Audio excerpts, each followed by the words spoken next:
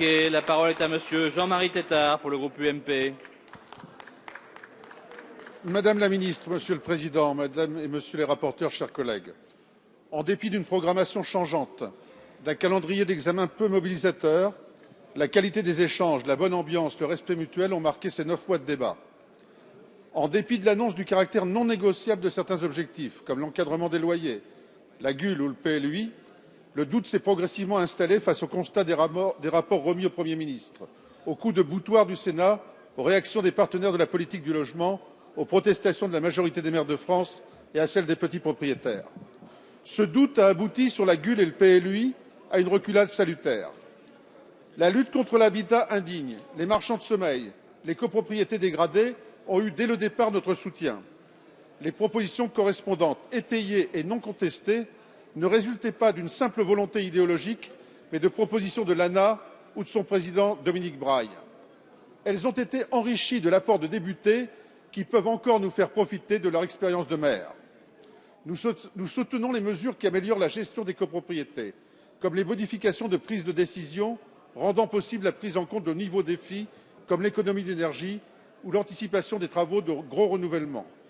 Nous approuvons les mesures clarifiant l'exercice de la profession de syndic, de ses rapports au conseil syndical, tout en jugeant que certaines vont trop loin et apportent des charges inutiles. Certaines des mesures touchant à l'exercice de la profession d'agent immobilier et d'encadrement de certaines de leurs actes et missions sont acceptables. Mais pourquoi normaliser toutes les étapes d'une transaction, depuis l'affichage en vitrine à la signature de l'acte? Vous changez profondément la structure de rémunération des agents immobiliers, vous administrez une profession, vous complexifiez les procédures et vous déséquilibrez le rapport locataire-propriétaire et multipliez leurs possibilités de contentieux. Vous créez de la norme qui s'impose à tous pour corriger les errements condamnables de quelques-uns. La majorité des petits propriétaires ne pourront plus gérer seuls leurs biens. Vous ne rendez plus possible la gestion en amateur éclairé que sont la majorité des petits propriétaires. Ils devront contracter un gestionnaire et une charge nouvelle, s'ajoutant à toutes les autres que votre texte impose. Une multitude d'autres petites inégalités s'ajoutent pour changer le rapport locataire-propriétaire. Des préavis déséquilibrés, des délais de contestation dissymétriques, des charges nouvelles à l'encontre du propriétaire. Tout cela va créer une défiance des petits investisseurs pour le logement. Mais ce n'est rien à côté de l'arme absolue pour les décourager, l'encadrement du loyer. Entre charges obligatoires accrues et loyers encadrés, vous fixez le revenu maximum d'un propriétaire. Dans un quartier défini pour optimiser le loyer médian, vous fixez, par taille de logement, le loyer maxi au mètre carré, quelles que soient les caractéristiques du logement, cuisine équipée ou non, salle de bain aménagée ou non, situation avec ascenseur ou non, avec vue sur cour ou sur parc. En encadrant les loyers, vous encadrez aussi par le bas le futur niveau de confort des logements locatifs. Quant à la GUL, qu'en reste-t-il? Vous comprendrez que si nous nous réjouissons de la liberté retrouvée pour les bailleurs de choisir entre cautionnement, GRL, GLI ou GUL, nous ne pouvons le faire pour les nouvelles charges pour l'État liées à cette GUL qui instaure un traitement social des impayés. On ne peut d'ailleurs que s'étonner que la réécriture complète de l'article 8 n'ait pas donné lieu à un complément d'étude d'impact. Votre loi, Madame la Ministre, ne constitue pas une réponse à la crise du logement, aggravée depuis votre arrivée au pouvoir. 500 000 logements par an, des promesses, 340 000 logements réalisés.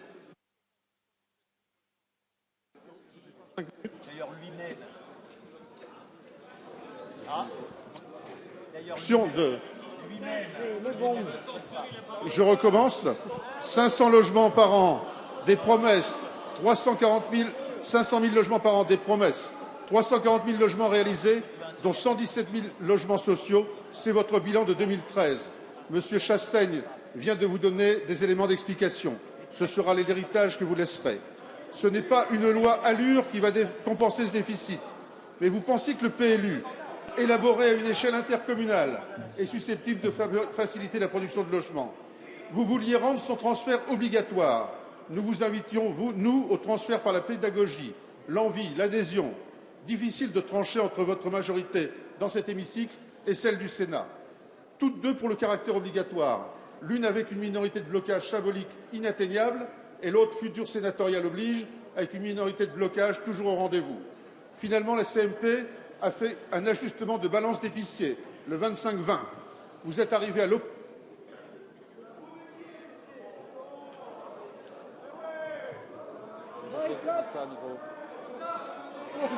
Il faut remettre.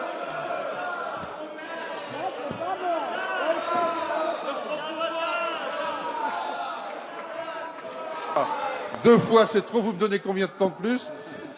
Je reprends la balance d'épicier parce qu'elle est très symbolique. Le 25-20, vous êtes arrivé à l'opposé de vos objectifs initiaux. Le transfert de la compétence PLU ne se fera que très rarement, car il est plus facile d'organiser une minorité de blocage que d'obtenir la classique majorité qualifiée.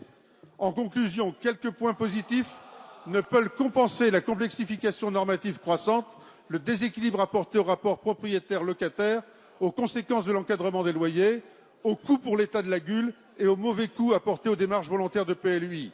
Vous comprenez qu'avec toutes ces raisons, le groupe UMP votera contre votre projet de loi. Merci Monsieur Tétart. Et avec les excuses de la technique pour les interruptions involontaires de l'émission.